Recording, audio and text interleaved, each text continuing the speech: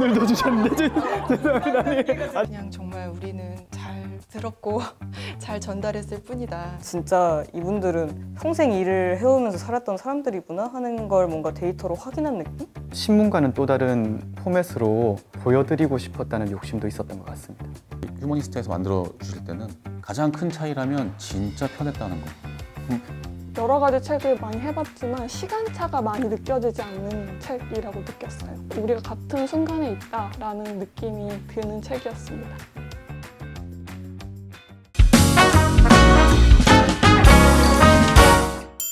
경향신문 젠더기획팀은 우리가 명함이 없지 일을 안 했냐 프로젝트를 위해서 저희 편집국에서 구성된 팀이고요. 취재기자, 사진기자, PD, 그리고 데이터 저널리즘 팀, 여성서사 아카이브 채널 운영하고 있는 플랫팀, 그리고 교열 기자까지 좀 조각보처럼 모인 팀입니다. 저는 그중에서 팀장을 맡았던 장은교입니다. 저는 이번 기획에서 사진을 맡은 이준헌입니다. 저는 이번 기획의 인사이트, 데이터 기사 부분을 맡았던 데이터 저널리즘 팀 이수민입니다. 네, 같이 데이터 저널리즘 팀에서 근무하고 있는 조형국입니다. 호흡을 맞추는 거는 어렵진 않았습니다. 왜냐하면 이게 저희 팀원이 숫자가 많긴 했지만 각자 맡은 부분이 다 달랐거든요. 임무가 달랐기 때문에 그러니까 같은 임무를 하게 되면 충돌이 날 확률도 있고 그거에 대해서 무언가 이견이 생길 수도 있었을 텐데 이번에는 각자 맡은 분야가 다 달랐던 상황이라 본인이 했던 거를 확인을 받거나 아니면 의견을 물어보거나 하는 것들로 대부분 진행이 됐습니다. 그래서 어떤 뭐 비난이나 아니면은 이건 좀 아니다 이런 의견보다는 어떻게 했으면 좋겠다라는 긍정적인 방향으로 나가는 게 있어서 뭐 내부에서 그런 뭐 어떤 부분적인 일탈 같은 건 전혀 없었고요. 오히려 그런 것들이 더 시너지가 되지 않았나라고 생각을 합니다. 저희가 이름 신문사에서 하는 일이다 보니까 보통 독자분들도 많이 생각하시는 게 글과 사진 정도로 생각하시는 경우가 많이 있어요. 근데 저희 그동안 그러니까 신문사가 근데 많이 발전을 하면서 여러 가지 다양한 콘텐츠를 만들고 그에 따라서 또 많은 팀과 직역이 이제 만들어졌거든요. 이번 프로젝트 같은 경우에는 저희가 갖고 있는 여러 가지 다양한 콘텐츠, 형식적인 면에서나 내용적인 면에서나 좀 실험을 하는 의미가 컸기 때문에 또 다양한 친구들이 모일 수 있었고 그런 면에서 이제 처음 합을 맞춰보는 거기 때문에 시작할 때는 조금 팀장으로서는 걱정되는 면도 많이 있었는데 일을 해보다 보니까 서로가 좀 서로에게 많이 기대해서 같이 좀 서로 응원해 가면서 그렇게 일할 수 있는 부분이 많이 있었고요. 저희가 각자 맡은 파트에서 어떤 컨텐츠를 갖고 왔을 때 아직 이제 세상에 내어 보이기 전이니까 좀 첫 번째 독자, 약간 첫 번째 데스크, 첫 번째 응원단장 같은 그런 역할로 서로 독려해 주면서 결국은 좀 여러 가지 면에서 더 좋은 시너지를 내지 않았나 그렇게 생각합니다. 저는 뭔가 되게 다양한 이제 사람들이 모여서 일할 때 어려웠다기보다 오히려 되게 평소에는 자주 같이 일을 할 수 없는 분들까지 이제 팀에 계시다 보니까 그분들이 또 어떻게 일하는지 되게 가까이서 볼 수 있어서 또 되게 재밌게 일할 수 있었던 것 같습니다. 데이터 저널리즘 팀에서도 이제 다른 기획팀에 속해서 일을 해본다는 경험 자체가 이 전체 기획 자체도 도전이고 모험이었지만 저희 팀으로서도 또 새로운 도전이고 모험이었었거든요. 그래서 늘 회의를 할 때마다 내 할목만 잘하면 된다, 우리만 잘하면 된다 이 생각을 계속 했었던 것 같아요. 그 첫 회 나간 때부터 사실은 최근까지 계속 여러 가지 리뷰를 많이 받고 있는데요. 너무 감사한 리뷰가 사실 많이 있었어요. 어떤 분은 본인이 좀 스스로 생을 마감하려고 생각하고 계셨는데 1화에 나간 그 손정희님 이야기를 보고 나도 다시 좀 살아볼 힘을 내야겠다 그런 그 이야기를 쭉 적어서 저희에게 메일로 보내주신 분들도 있었고 기사 자체에 대해서 아니면 기사에 등장한 그 주인공들에 대한 여러 가지 찬사나 응원의 메시지를 많이 보내주셔서 감사했는데요. 사실 어제 제가 최근에 받은 메시지가 있는데 어떤 분이 긴 글을 써서 주셨어요. 어떤 내용이냐면 제목이 명함은 없는 나의 이력서라는 제목이고 골프장 캐디, 노점, 녹즙 배달 등등등 본인이 해온 여러 가지 노동을 쭉 이렇게 설명을 해주신 다음에 맨 마지막에 명함은 없었다. 그러나 노동을 멈춘 적은 없었다. 나의 삶과 나의 일이 명함이 될 수 있다고 생각한다. 그렇게 마지막 문장을 적어서 주셨는데 저희 글을 읽어주신 것 자체도 너무 감사하고 좋지만 저희의 그 글을 통해서 그분이 본인의 노동을 조금 더 긍정적으로 바라보게 되고 기록하게 되고 그것을 좀 어떤 소리내어서 말할 수 있게 된다는 것 자체가 너무 좀 감동적이고 감사하고 우리가 굉장히 의미 있는 일을 했구나라는 생각이 좀 들더라고요. 그래서 많은 감사한 리뷰가 있었지만 그 리뷰가 저는 좀 제일 기억에 남습니다. 이 내용이 우리에게 와닿는 이유는 이 안에 계신 분들이 모든 가정에 있을 법한 우리의 어머니이거나 누나이거나 고모이거나 이모일 수 있기 때문에 더 와닿는다라는 댓글이 있었거든요. 저희가 이거를 기획하고 취재하는 동안에도 굉장히 많은 거를 느꼈지만 굉장히 다른 삶을 살아온 분들이 아니에요. 항상 우리 주변에 계셨던 분들이고 필수노동을 담당하셨던 분들이고 하물며 아침에 일어나서 회사를 가는 출근하는 한 그 30분 정도 되는 시간 동안에도 무수히 지나치면서 만났을 법한 분들이거든요. 그렇기 때문에 이분들이 항상 우리 주변에 있었다라는 거를 그렇게 표현해 주신 댓글이 제일 기억에 남습니다. 저는 가장 인상적인 리뷰라고 하면 당연히 크라우드 펀딩에서 쏟아졌던 후원과 응원이 저한테는 개인적으로 굉장히 강렬한 리뷰였고요. 또 댓글이나 이런 것들에서는 어떻게 이렇게 내 어머니의 이야기랑 똑같지? 라고 얘기해 주시는 분들의 반응들이 좀 인상적이었던 것 같아요. 이게 저희는 직접 현장에 나가서 사람들을 만나고 이야기를 듣고 기사를 쓰진 않았지만 정말 만들어져 있는 데이터와 자료들, 과거의 통계들로도 누군가에게 다가서는 기사를 쓸 수 있는 거구나 라는 경험을 했던 게 좀 인상적이었습니다. 네, 우리가 명함이 없지 일을 안 했냐는 우리 사회에서 노인 세대라고 부르는 좀 고령층이라고 부르는 여성들의 삶을 노동의 관점에서 좀 이렇게 정리하고 기록한 책입니다. 네, 책의 이제 제목은 제가 정했는데요. 네, 제목 괜찮나요? 네. 제가 처음에 편집국에 5회짜리 기획안을 올렸었어요. 그때 첫 제목은 이게 아니었고 노동은 여자의 얼굴을 하지 않았다였나 그런 제목이었고 1회부터 5회짜리 기획을 하면서 한 2회 제목으로 사실은 이 우리가 명함이 없지 일을 안 했냐 이거를 넣었는데 사실 우리가 돈이 없지 가오가 없냐 이거는 강수연 배우님이 어떤 자리에서 하셨던 말로 제가 들어서 알고 있는데 전체 모이고 나서 그럼 전체 기획 제목을 뭘로 할 것인지 다시 저희가 의논을 했는데 우리의 기획을 좀 가장 잘 보여줄 수 있는 그러니까 노동이란 무엇인가 그러면 명함을 갖는다는 것은 어떤 의미인가 이것을 어떤 우리 사회 이 큰언니들의 삶을 전체적으로 기록하고 보여주기에 가장 좀 적당한 제목이 아닌가 해서 마지막 결정은 이제 팀원들하고 같이 정했습니다. 네, 이제 책을 만드는 게 사실 저희 기획 단계부터 생각했던 건데요.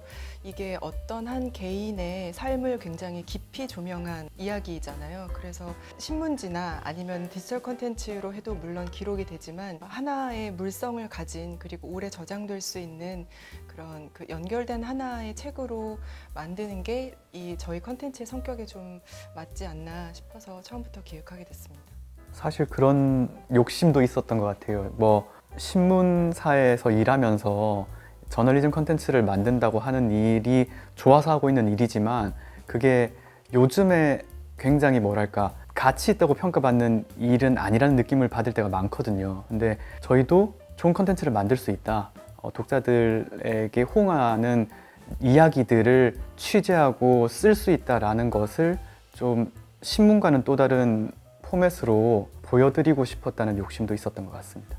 저희 첫 책 만들 때는 사실 좀 간의 수공업 같은 느낌이 있었어요. 저희가 표지 디자인도 이런 느낌으로 가는 게 좋겠다 아니면 저희 어떤 컨셉에 맞춰서 이렇게 한번 해보자. 근데 책을 처음 만들다 보니까 좀 서툰 면도 있고 좀 불안한 면도 있고 했는데 이번에 이제 휴머니스트라는 저희가 정말 믿을 만한 좋아하는 출판사에서 일단 책을 내자고 제안을 해주신 것도 되게 감사했고 저희에게 이제 이야기를 들려주신 큰언니들의 이야기를 좀 더 멋있게 좀 더 제대로 좀 보여드릴 수 있게 된다는 거에서 일단 저는 감사했고요.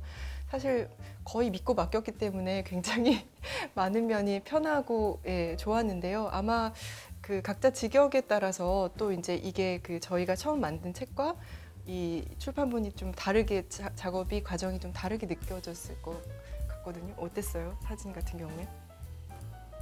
일단 엄청 편했습니다. 그러니까 이게 그런 게 있어요. 저희가 다른 분들도 동의를 하는지는 잘 모르겠지만 저 자체는 저는 되게 비루한 인간이지만 제가 내놓는 사진들에 대해서는 결코 비루하지 않다고 생각을 하거든요. 좋은 사진이다, 잘 찍은 사진이다가 아니라 내가 그분들을 마주함에 있어서 나는 최선을 다했고 그분들에 대한 이야기를 어떻게든 끌어내려고 노력을 했고 그리고 그 결과가 최상은 아니었지만 내가 할 수 있는 최선은 했다 정도를 가지고 있는데 그래서 저희가 하는 기사나 아니면은 뭐 사진으로 내보낼 수 있는 거에 대해서는 자신이 있고 자부심이 있죠. 근데 이 책을 만드는 거는 저희가 정말 아마추어가 된 상태에서 책을 만드는 거였어요. 그래서 이게 과연 이 사진이 들어가도 되는 게 맞는 건지. 그러니까 제가 사진집을 만들 때와 이런 책을 만들 때는 또 다른 거라서 이게 맞는 건지 어떤 절대 기준이 전혀 없었거든요. 그래서 굉장히 사진 선정하는 것부터 시작해서 심지어 그 편집자도 본인이 직접 학원처럼 가서 배워오면서 이걸 했기 때문에 아마추어 둘이 모여서 이걸 해봐야 아마추어적인 게 나오니까 시간이 좀 오래 걸렸어요. 근데 저는 일단 편집자님께 여기 휴머니스트에서 만들어 주실 때는 제가 사진을 다 드리고 전권을 드렸습니다. 아무렇게나 하셔도 된다고.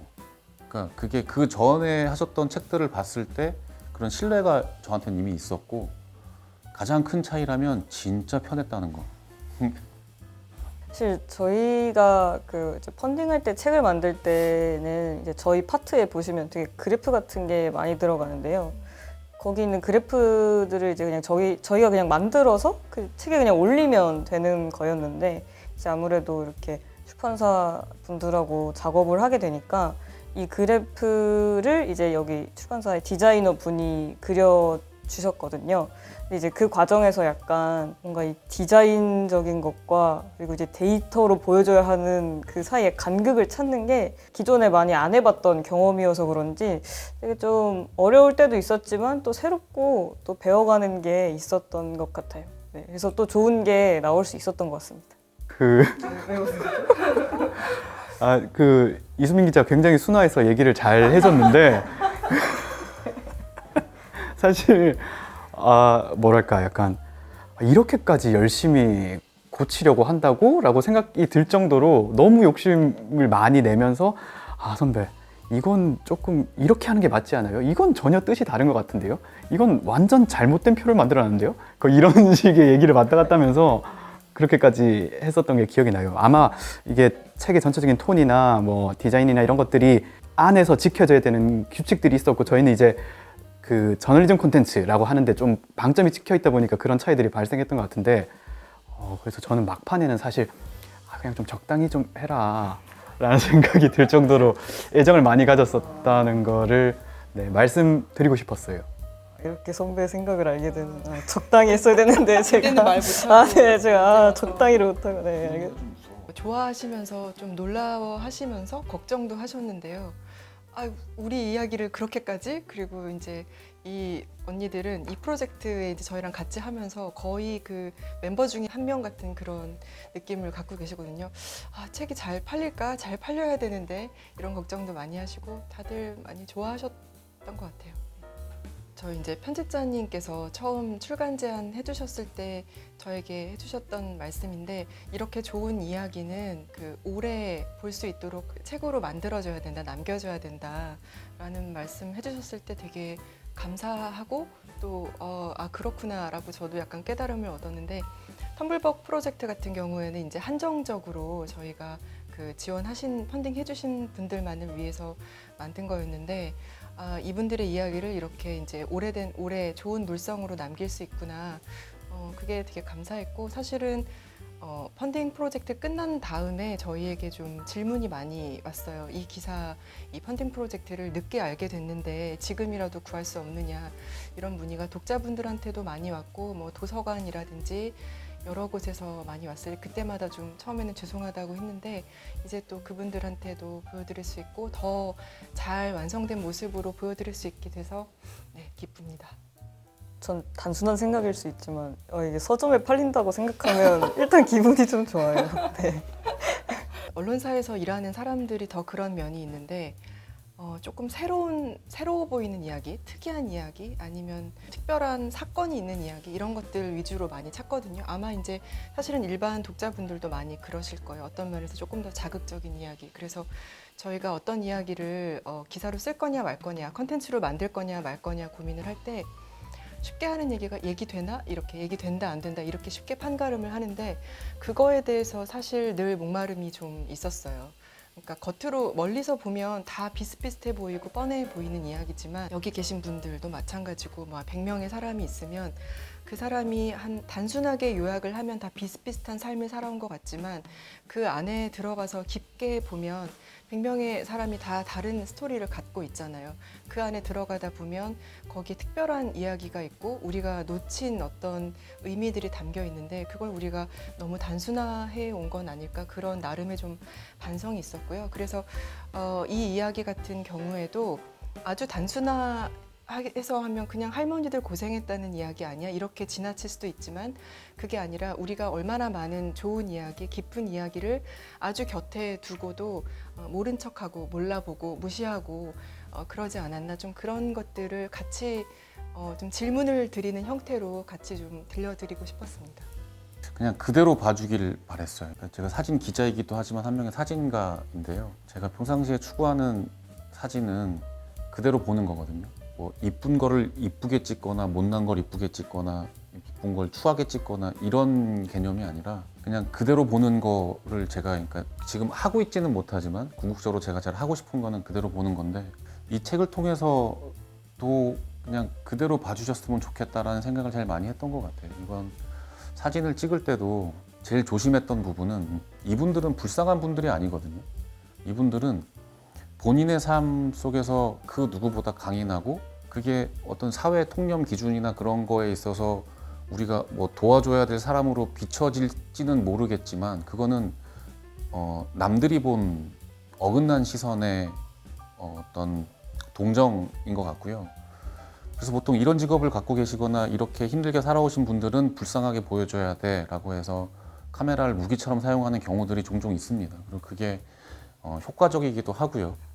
근데 저는 그렇게 하고 싶지 않았습니다. 그래서 이분들이 살아오신 과정을 제가 며칠 같이 지낸다고 해서 다 표현을 할 수는 없겠지만 최대한 이분들의 지금, 그러니까 그 힘든 과정을 다 거쳐서 이겨내고 때로는 휩쓸리기도 하고 그런 과정을 거쳐서 된 게 지금 이분들의 지금 모습이잖아요. 그래서 그거를 가능한 그대로 보여드리고 싶었고 그렇게 노력은 했고요.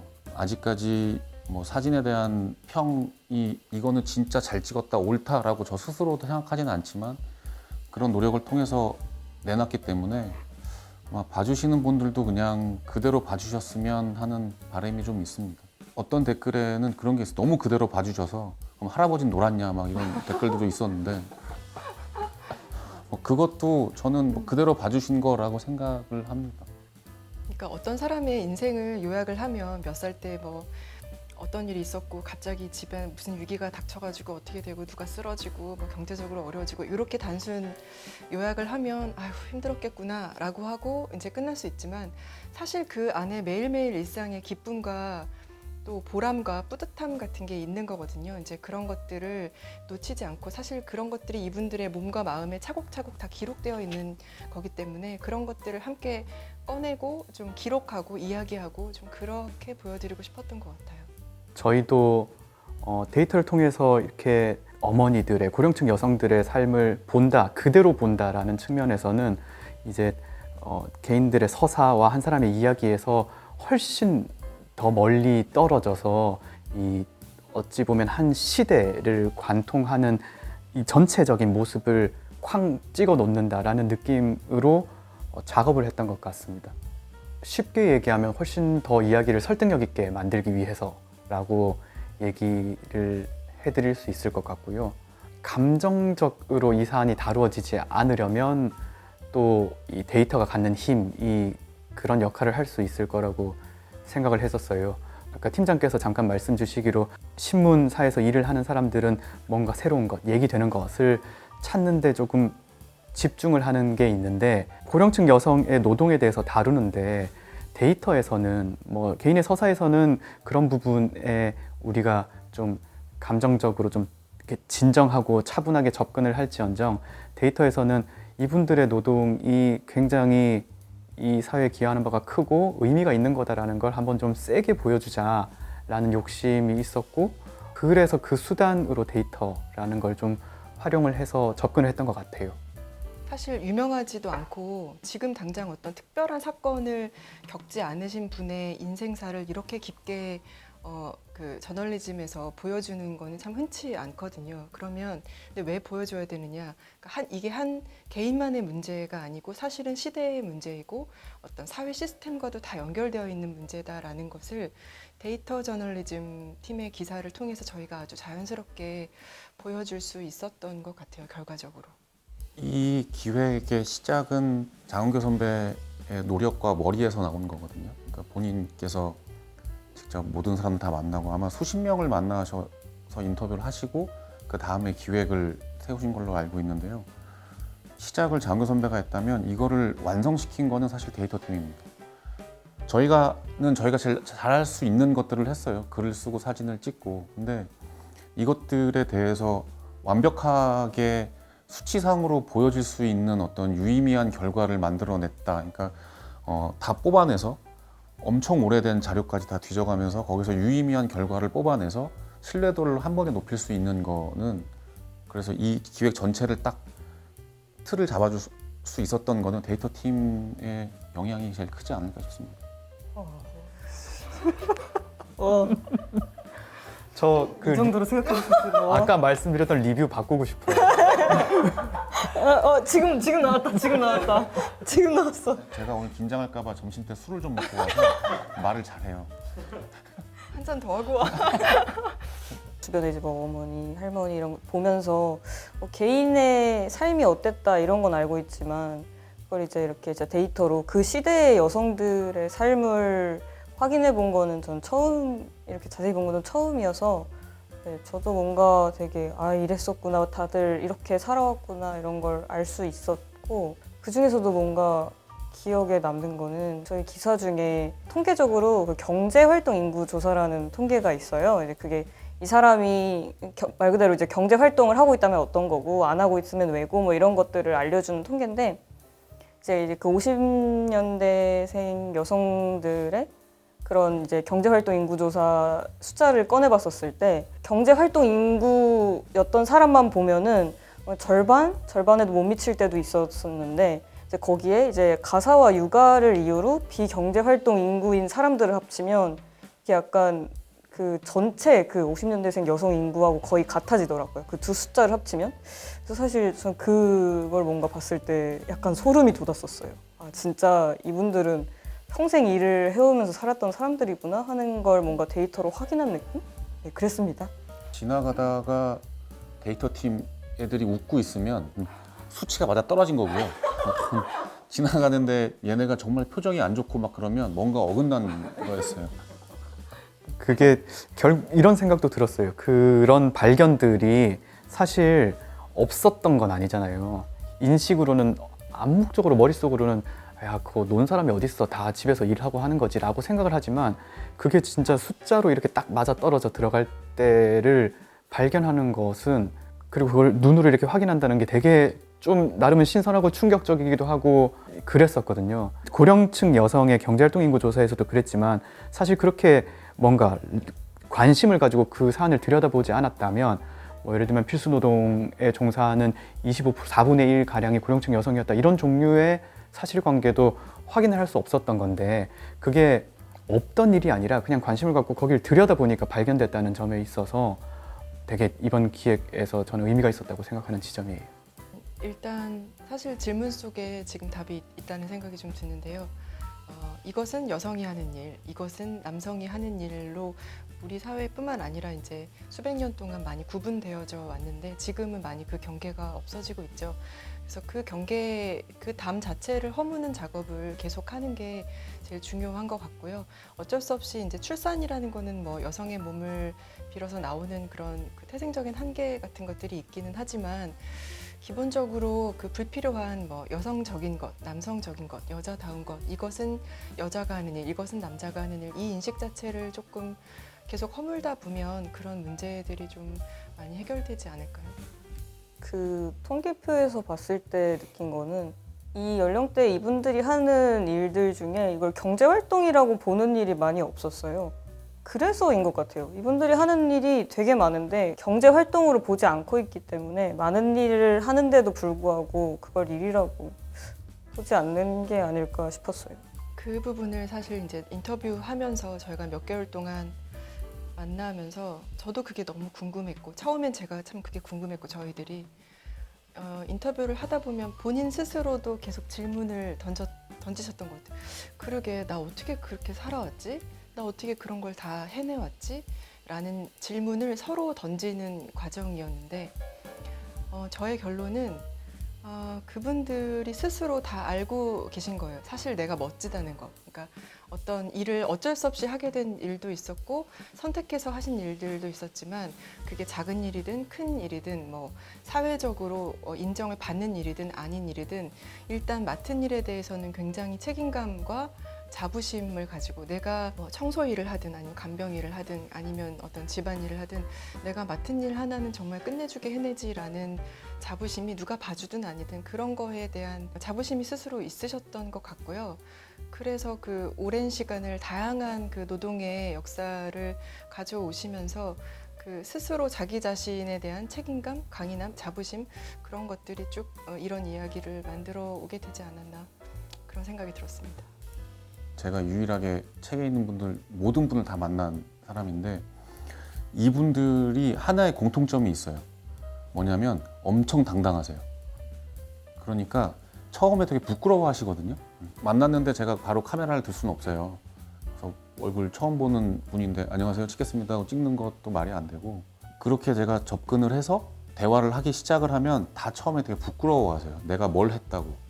심지어 어떤 분은 나 그냥 집에서 놀았는데 라고 얘기하시는 분들도 있었고 근데 시간이 지나고 대화를 하고 어느 정도의 친밀감이 형성된 다음부터 뭘 하겠다고 하면 그때부터 제가 이제 본인이 가장 평상시에 하시는 대로 보여주세요 라고 하고 저 그냥 따라만 다닐게요 라고 하면 그때부터는 그분들의 무대인 거예요. 그분들한테는. 그러니까 본인이 가장 익숙한 걸 하기 시작하는 순간 엄청 당당해지시거든요. 심지어 태백에 갔을 때는 비가 좀 많이 오고 바람도 많이 불었어요. 근데 그런 거는 전혀 아랑곳하지 않으시고 딱 유니폼을 입으시는 순간부터는 거기는 그냥 본인들의 세상인 거예요. 본인의. 그러니까 이분들이 기본적으로 자기 자신에 대한 자부심을 다 갖고 계세요. 근데 그거를 누가 알아주던 알아주지 않던 그거는 침범할 수 없는 영역이 이미 형성이 되신 거죠. 그러니까 아까도 제가 얘기했지만 일반 사회의 시선에서 볼 때는 이분들이 안쓰럽고 도와줘야 되는 그런 시선으로 보여질 수도 있겠지만 이분들을 직접 만나고 나면 오히려 그런 생각을 한 제가 가난한 거예요. 그러니까 이분들은 본인들에 대한 자부심, 당당함이 정말 강하신 분들이에요. 그래서 아마 그 힘든 시기도 다 헤쳐오신 게 아닐까. 물론 더 어릴 때는 해야만 되니까 나밖에 없으니까 가족을 지켜야 되니까 라는 걸로 하셨겠지만 그거조차도 시간이 지나면서 그분들이 당당하고 자신감이 있었기 때문에 헤쳐나오신 거 아닐까라는 생각을 합니다. 수치상으로 보면 그리고 이제 엄마 시대보다는 딸의 세대가 훨씬 모든 면에서 나아진 것 같고 나아진 점이 사실 있지만 그 안에 또 노동의 질이나 어떤 딸이 여성 노동자로서 경험하고 있는 현실을 보면 엄마 세대와 또 비슷한 점이 있다는 거를 이제 자연스럽게 또 알게 되고 그리고 딸의 입장에서는 엄마가 해온 일은 뭔가 사회적으로 되게 좀 인정받지 못한 일인 것 같고 고생만 한 것 같고 가치가 없는 일처럼 느껴졌지만 그것을 어떤 노동의 형태로 일의 형태로 본인이 다시 들여다보니까 그게 얼마나 가치 있고 멋있고 그렇게까지 해내기에 얼마나 힘든 일인지를 깨닫게 되고 이런 과정들이 있었던 것 같아요. 저희 책을 통해서 수많은 모녀들이 엄마와 딸들이 서로를 한 명의 노동자로 바라보면서 이렇게 또 대화를 시작할 수 있다면 또 멋진 일이 아닐까 그런 생각을 했습니다. 언제나 원픽인데요. 진도에 계신 저희끼리는 춘자 씨라고 불러요. 체구가 되게 굉장히 작으시고 혼자서 모든 집안일과 농사일까지 하시는 분인데 그분의 삶의 공간인 집의 마당에 서 계신 사진이 한 장 있습니다. 저는 그 사진을 제일 좋아하고요. 제일 엄청 해맑으시거든요. 굉장히 밝으세요.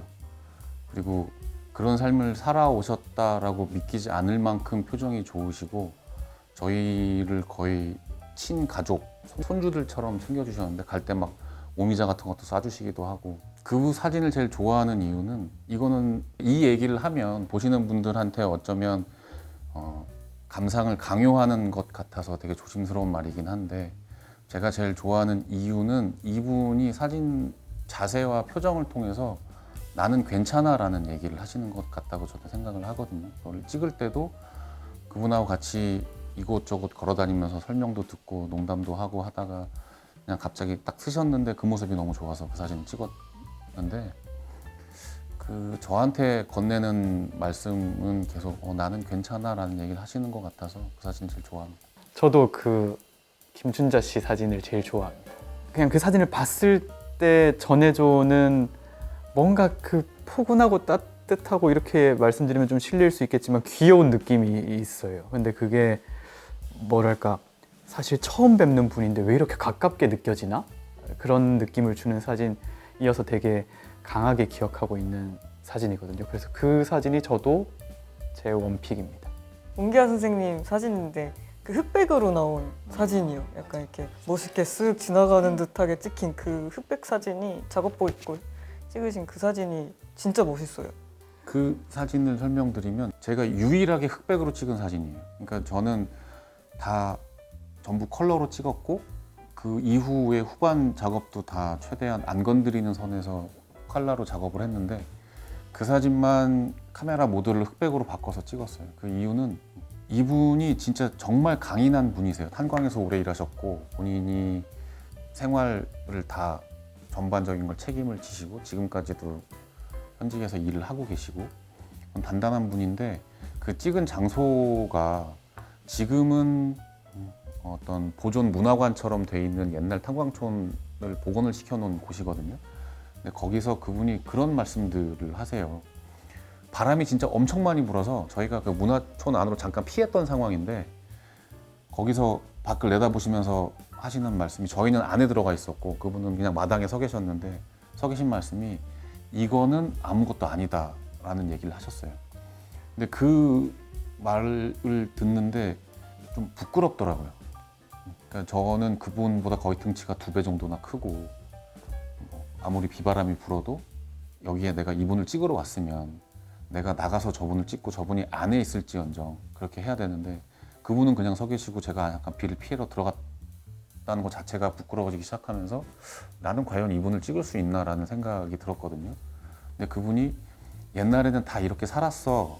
이런 건 아무것도 아니야 라고 얘기를 하시는데 이분의 옛날은 탄광에서 일하시는 기억밖에 없었다고 하시니 이분의 과거는 다 흑색이겠구나라는 생각이 들었어요. 그래서 그 순간만큼은 흑백으로 찍었던 사진입니다. 네, 그 손정혜 씨가 이제 첫 번째로 제가 만나뵌 분이기도 하고 저희 기획 1화 주인공이기도 한데요. 어떤 이런 멋있는 좀 여성들을 언니들을 좀 만나고 싶다라고 생각하면서 막연하게 이제 기획을 구상하고 있을 때 그 노윤주 작가님이 쓰신 오늘의 모험 내일의 댄스라는 책이 있어요. 에세이인데 어떤 날 이제 뭐 남대문 시장에 가서 국수 한 그릇을 먹었는데 그 사장님이 내가 벌어가지고 내 돈으로 이제 내가 벌어서 살다 보니까 그 1년에 2번밖에 안 쉬는데 우리 엄마 제삿날 내가 비싼 KTX 타고 그 왔다 갔다 할 수 있다. 뭐 이런 짧은 대화가 나와 있는 거를 보고 제가 이렇게 막 누워 있다가 벌떡 일어났거든요. 이거다. 이분 한번 만나보고 싶다 해가지고 노윤주 작가님한테 이제 연락을 해서 사실은 다 익명으로 돼 있었고 그분도 너무 옛날 일이라 잘 기억이 안 나는데 옛날에 막 찍었던 사진을 다 찾아가지고 저한테 대충 이 가게였던 것 같아요 해가지고 그냥 이제 무작정 사실 찾아갔어요. 찾아가서 처음에는 그냥 큰 기대는 하지 않고 기자라고 얘기하지 않고 그냥 국수 한 그릇 먹으러 왔다고 얘기하면서 국수를 먹는데 그냥 자연스럽게 들려주시는 이야기들이 너무 멋있더라고요. 내가 왜 이 일을 하는지, 이 일이 얼마나 행복한지. 근데 사실 그 손정희님 가게가 남대문 시장 칼국수 골목에서 가장 작은 가게거든요.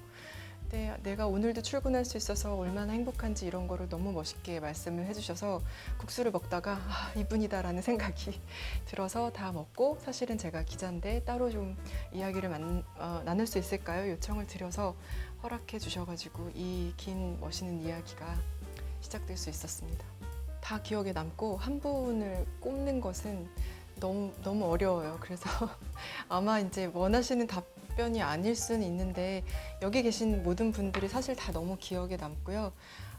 근데 여기에 담지 못한 분들이 이 기획이 다 끝난 다음에는 더 기억에 남는 것 같아요. 사실 저는 개인적으로는 저희가 한 30명, 뭐 그냥 전화로 한 것까지는 40명 정도를 만났는데 인터뷰도 다 하고 거의 이제 그 이야기도 거의 쓰고 이랬는데 마지막에 기사화하지 못한 몇몇 분들이 계시거든요. 어떤 분은 이분들의 삶이라는 게, 삶의 문제라는 게 사실은 가족과 다 연관이 되어 있는 거기 때문에 본인의 삶을 기록하고 이런 것은 처음에는 동의하셨는데 혹시 이 이야기가 어떤 가족에게 상처가 되거나 피해가 될까 봐 또 이런저런 다른 이유 때문에 마지막에 좀 포기하신 분들이 있어요. 그리고 어떤 분 같은 경우에는 기사화 하는 걸 허락해 주셨는데 굉장히 어떤 삶이 너무 극적이어가지고 혹시 이분들의 이야기가 이대로 소개되면 이분이 해온 어떤 멋진 삶보다 그 극적인 에피소드에 더 좀 시선이 가서 약간 그런 것들로 인해서 조금 안 좋은 피드백이 오지 않을까, 이런 것들을 제가 우려하다가 책에 담지 못한 분들이 있는데 사실 그분들이 조금 더 기억에 남게 되는 것 같아요. 지금 시점에서는. 그래서 언젠가는 좀 다시 담아보고 싶다, 그런 마음이에요. 저희가 처음에 이런 형식으로 하자라고 정했던 건 아니고 이제 준원 씨도 사진이 사실 다 다르잖아요. 영상도 다 다르게 구성을 했는데 그거는 이 사람의 이야기에 가장 맞는 방법이 무엇일까를 고민하다 보니까 좀 자연스럽게 그렇게 됐어요. 그러니까 손정희님 같은 경우에는 제가 이 국수집에 독자들이 이 손정희님의 국수집에 가서 도란도란 이야기를 나누면서 국수 한 그릇 먹으면서 이야기를 나눈 이 형식이 가장 이분의 스토리를 푸는데 좋은 형식이라는 생각이 들었고, 2화에 나왔던 이제 집사람, 소위 집사람이라고 불리는 전업주부 두 분 같은 경우에는 굉장히 말씀을 이제 조곤조곤 재밌게 잘 하시는데 이 재미있는 이야기를 집이라는 무대에서 혼자 이렇게 독백을 하는 배우 같다는 느낌이 제가 많이 들었거든요. 그래서 이분들의 이야기를 전달하기에는 이 독백 형식이 가장 어울리겠다, 그렇게 판단을 했고, 다른 분들 같은 경우에도 그런 식으로 이 이야기를 독자들이 가장 잘 받아들이고 소통할 수 있는, 이분들에게 가장 잘 어울리는 표현 수단을 고민하다가 그렇게 쓰게 됐습니다. 일단 제가 그분들한테 진짜 반했다는 거를 본인들이 다 너무 느끼고 계셨고요. 그러니까 처음엔 아마 쟤 또 왔네 약간 이러셨을 수도 있는데 계속 가면서 어떤 순간에는 제가 이야기를 꼭 끌어내야겠다, 아니면은 요 얘기 나와줘야 되는데 뭐 이런 판단을 넘어서서 그냥 정말 궁금해서 진심으로 이분들이 너무 멋있고 또 다음 이야기가 또 너무 궁금하고, 집에 가서 보면 근데 이거는 안 여쭤봤네, 이건 어떻게 하셨을까, 이런 것들이 너무 궁금해서 잠이 안 오고, 그렇게 해서 하다 보니까 아마 그분들도 저의 어떤 얘 좀 나한테 반했네, 넘어왔네, 아마 이런 것들을 좀 느끼셨던 것 같고, 근데 사실 이게 이제 뭐 저희가 특별히 잘하고 이런 거를 떠나서 그 마지막 이제 에필로그 제목을 저희가 그들은 모두 한 권의 책이었다라고 썼는데요. 이 어머니들이 보통 그런 얘기 많이 하시잖아요. 내 인생 풀면 소설이야, 한 권의 책이야, 이렇게 말씀을 많이 하시면 이제 사람들이 웃고 넘어가는데 저희가 만나보니까 정말 그런 거예요. 어떤 섭외의 노하우 아니면 어떤 취재의 노하우 이런 게 아니라 그 누구나 이제 자기 삶의 기록자, 관찰자가 필요하다고 생각하는데 그 어떤 한 사람의 이야기를 정말 진심으로 진정성을 가지고 들어주면 누구라도 다 그런 이야기가 나올 수 있고, 그러니까 우리가 그분들에게 어떤 이야기할 수 있는 기회나 마이크를 드리지 않았을 뿐이지 다 너무너무 멋있는 분들이 다 위대한 이야기를 품고 계셨기 때문에 그냥 정말 우리는 잘 들었고 잘 전달했을 뿐이다. 네. 제가 현장에서 느낀 준원 씨의 노하우는 뭘 되게 잘 먹어요. 다니면 이제 저희 어머니들이 이것도 주고 저것도 주고 계속 주시거든요. 저는 다 너무 먹습니다. 다 잘 먹으니까 너무 막 마음을 일단 딱 푸시면서 대화가 시작이 되더라고요. 사실 처음 본 사람이 내 얼굴을 찍고 이런 거에 대해 다들 더 이제 경험이 없으시니까 어려우실 수 있는데 일단 가서 앉아가지고 잘 먹더라고요. 제가 보니까. 근데 진짜 먹을 거 많이 주세요. 제가 만난 분이 다 어머니들이시잖아요. 누군가의 어머니시고 그리고 연배가 좀 있으신 분들이니까 기본적으로 얘들은 불쌍한 애들이야라고 저희를 보시는 것 같아요. 밥 일단 먹이고 시작하자. 하면은 먹었냐 그러면 먹었다고 해도 알았어 하고 음식을 하시거든요. 근데 그걸 또 다 먹고 나면 이제 빵이 나오고 그다음에 이제 과일이 나오고 그거 먹고 나면 이제 그때부터 찍을 맛이 좀 납니다. 기획을 하면서 저도 한 사람의 노동자로서 이제 일이라는 게 뭘까, 그다음에 명함이라는 건 뭘까, 명함이 있어야 일일까, 어떤 조직에 들어가야 일인 걸까, 이런 고민을 사실 많이 하다가 이제 이런 기획을 하게 됐는데요. 명함이 명사잖아요. 보통 명함에 들어가야 있는 구성 요소들을 생각해 보면 명사거든요. 명사라는 그 작은 단어에 나라는 사람을 설명하기는 되게 어렵고 너무 그러기엔 명함이 좁은 것 같아요. 그것보다는 뭐 우리가 SNS 프로필 같은 걸 보면 뭐 매일 달리는 사람, 아니면 뭐 우울하면 책을 보고 더 우울하면 커피를 마시는 사람이라든지 여러 가지 이제 본인을 나타낼 수 있는 이런 것들이 많은데, 사실 그런 게 그 사람과 그 사람의 가능성을 더 잘 보여주는 게 아닌가 싶고, 명함을 명사가 아니라 형용사, 동사 이런 것들을 넣어서 만들 수 있다면 우리가 굉장히 딱딱하게 어떤 직책 아니면 조직, 계급 이런 거에 신경 쓰지 않고 우리 자신을 더 좀 자유롭게 만들 수 있지 않을까, 그런 생각이 들어서요. 사실 명함이 이제 있는 분도 있고 없는 분도 있고 뭐 명함과 상관없이 다양한 일을 하시는 많은 분들이 있는데, 명함이 이제 자랑스러운 존재, 나의 어떤 노력과 뭐 열성과 이런 걸 증명하는 것일 수도 있지만, 명함 안에 너무 갇힌다고 생각하지 마시고 명함을 좀 여러 개 만들 수 있는 가능성을 생각해 보시면 좋을 것 같아요.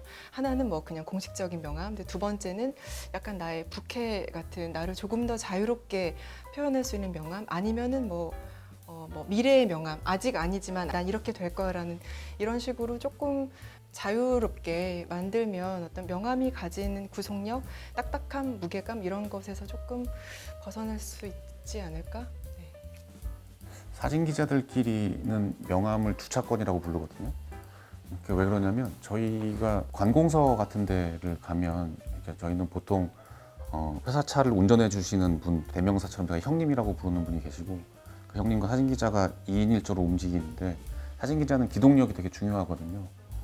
근데 보통 관공서나 뭐 정부기관을 자주 가게 되죠. 근데 가면 주차를 하고 나올 때 명함을 줘야 돼요. 그래서 저희는 그걸 주차권이라고 부르는데 크게 유용하진 않습니다. 그러니까 이게 명함은 저는 여러 가지가 있는데 뭐 가면이라고 생각이 들기도 하고요.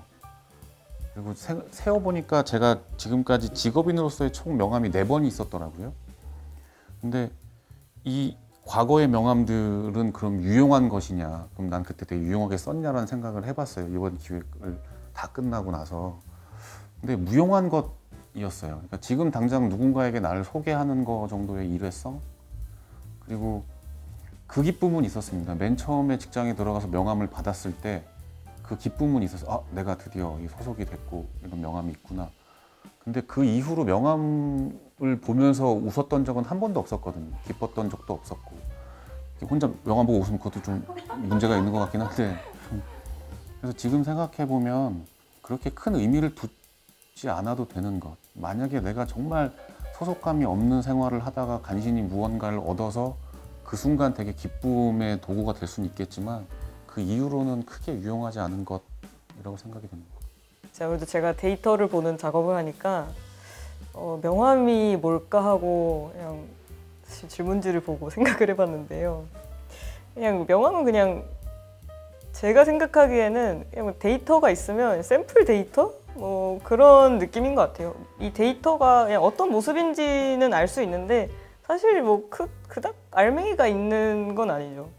그래서 진짜 필요한 건 이제 원 데이터고, 근데 대충 윤곽 같은 게 보이는 그냥 그런 존재감? 네, 그렇게 생각이 들더라고요. 네.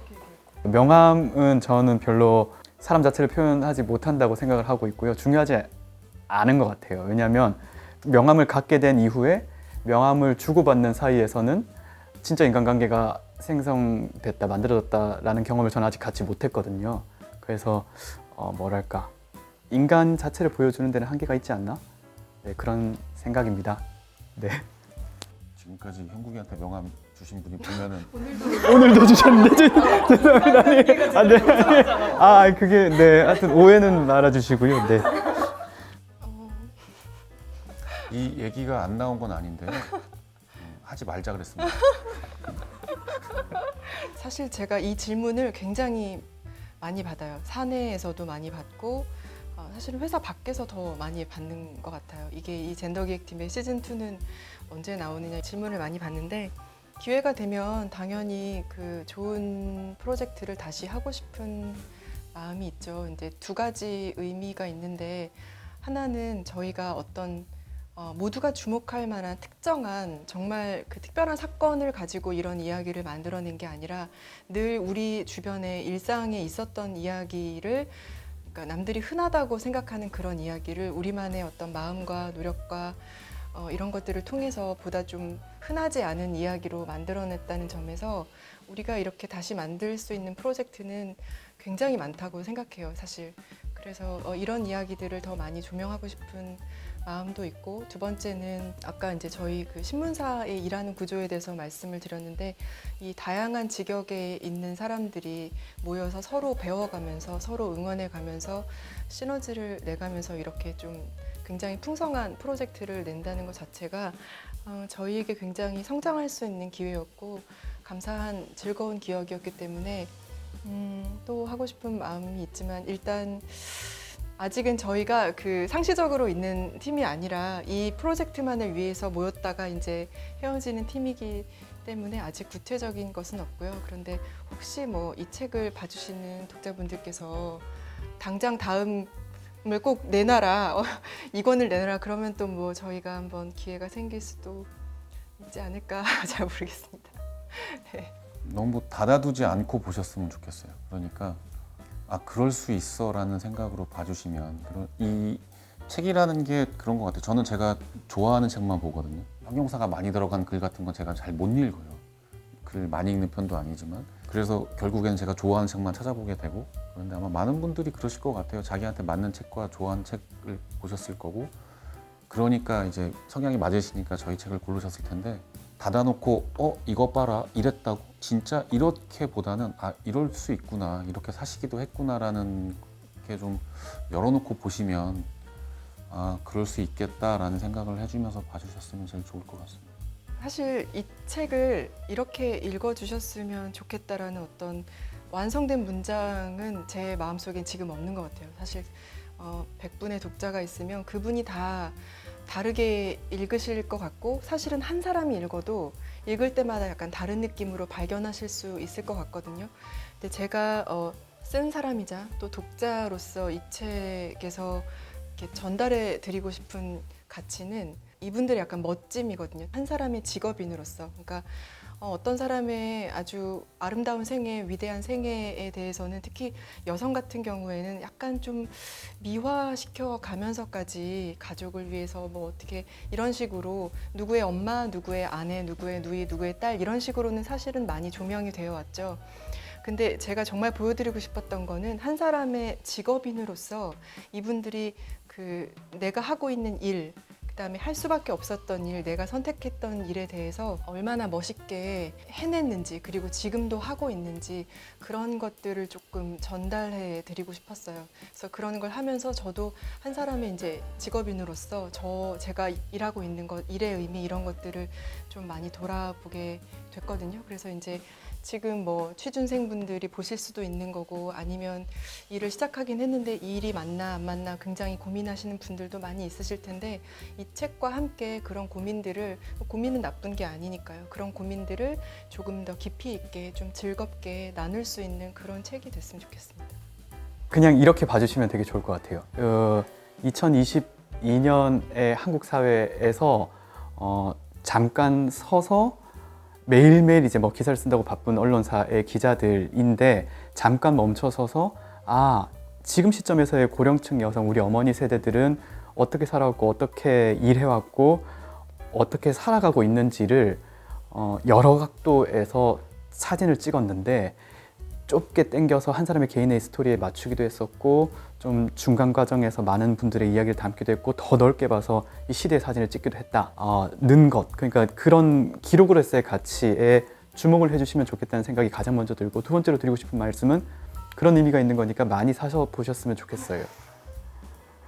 맡은 부분에 대해서는 사실 하면서는 그냥 읽으신 분들이 이때 데이터는 이랬다고 숫자도 너무 많이 나오니까 그냥 넘기지 마시고 좀 봐주시고 어땠었는지도 그냥 그렇게 그 정도면 저는 바라는 건 딱히 없습니다. 많이 읽어주시면 좋겠습니다. 저는 기분이 좋습니다. 그러니까 이게 아까도 계속 말씀드린 내용인데 누군가가 우리의 노력이 헛되지 않다라고 알아봐주는 거, 그거가 저희가 했던 거거든요. 당신의 삶은 무용한 것이 아니었습니다라는 거를 저희가 만난 분들한테 하고 싶었던 얘기인데 그 얘기를 저희한테 해주시는 것 같아서 기분이 정말 좋습니다.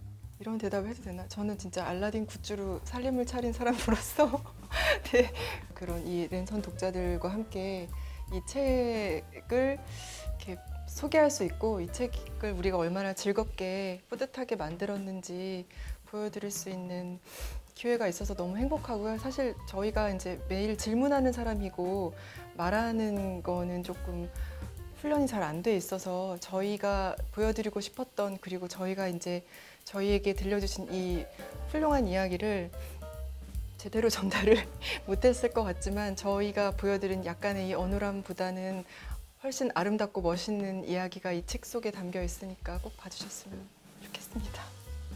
저는 이게 질문지를 받았을 때부터 뭔가 저보다도 이 책에 대해서 진짜 더 많이 하시는 것 같다는 생각이 들었어요. 그래서 하나하나 이렇게 질문 읽고 뭔가 대답을 생각해 보면서 내가 이 부분에 대해서는 왜 이렇게까지 생각을 못 해본 걸까, 막 그런 스스로 좀 반성도 하게 됐고요. 저도 알라딘을 종종 이용하는 이제 소비자로서 되게 기분 좋은 시간이었습니다. 책 많이 봐주시면 좋겠습니다. 네, 저도 그 이제 인터뷰를 당하는 입장에 서서 질문지를 봤을 때의 느낌이 수민 씨 말씀처럼 생각이 나는 게 뭐랄까 되게 애정을 갖고 들여다 봐주셨구나에 대한 감사함이 컸거든요. 그래서 저도 앞으로 일을 할 때 그런 애정을 갖고 일을 해야겠다라는 반성을 했습니다. 고맙습니다. 우리가 명함이 없지 일을 안 했냐는 이제 세상이 일로 인정을 하지 않았지만 그래서 명함이 없었던 6070 여성들의 이야기를 담은 인터뷰집이기도 한데요. 그래서 이 이야기에 그 조명받지 못한 여성들의 노동에 대해서 다루는 원 기획 의도를 최대한 살리는 동시에 이 이야기가 자칫 너무 남의 이야기, 과거의 이야기로만 남지 않게 조금 더 대중적인 이야기로 남을 수 있으면 좋겠다고 생각을 했어요. 그래서 책 속에 데이터라든지 사회과학적인 부분이 굉장히 많이 들어가 있는데 그 부분도 최대한 살리면서 한 사람의 이야기, 삶들이 부각될 수 있도록 에세이적인 측면도 강조를 했습니다. 그래서 더 많은 분들이 대중적으로 읽으실 수 있도록 그 부분에 기획 의도를 조금 더 두었고요. 그리고 이 책의 이야기 속에서 그 큰언니들이 굉장히 자신의 일을 좋아하고 인터뷰하는 내내 나 좀 멋있네? 이렇게 알게 되는 부분들이 많거든요. 그래서 이 책을 읽는 독자분들이 그 큰언니들의 이야기를 읽으면서 나도 일하는 나 자신이 좋다. 내 일 좀 괜찮다. 나 좀 괜찮다. 멋있는 사람이네? 라고 느낄 수 있게 그런 기획 의도를 살리고자 했습니다. 소셜 펀딩으로 진행되는 경우에는 부스라던가 구매할 수 있는 기간이 한정되어 있습니다. 그래서 그렇게 되면 이야기가 증발될 수가 있거든요. 그 이야기를 영원히 간직하고 싶은데 구할 수 없는 경우도 있고요. 이 이야기들은 영원히 남았으면 좋겠다. 그리고 더 많은 분들이 더 쉽게 어디에서나 구할 수 있었으면 좋겠다라는 마음으로 단행본 제안을 드렸고요. 처음에 기획의 시작은 팬레터였어요. 그래서 책을 만들고 싶다라는 마음보다는 정말 응원하고 지지한다라는 팬레터를 보냈는데 그 시작으로 단행본 제안까지 이어지게 된 기획입니다.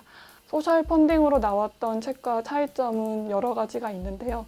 일단은 원래는 기사로 제작되었던 이야기이기 때문에 단행본 구성에 맞춰서 편집 구성이라든지 디자인이라든지 이런 것들을 새롭게 매만지고 새 옷을 입혔습니다. 그래서 예를 들면 여기에 큰언니들의 인터뷰들이 들어가 있는데 한 분 한 분 이야기에 좀 집중하기 위해서 인물마다 인트로를 넣었어요. 그래서 인트로를 넣고 그분들의 멋진 문장, 삶의 태도를 나타낸 문장들을 담아서 인트로를 넣어서 강조를 했고, 그리고 동시에 데이터, 도표들, 그래픽 같은 경우에는 기자님들의 시선이 녹아있는 부분인데 인사이트 코너라는 코너를 따로 짜서 강조를 했습니다. 그래서 인사이트 코너와 인터뷰가 조화를 이루고 있고요.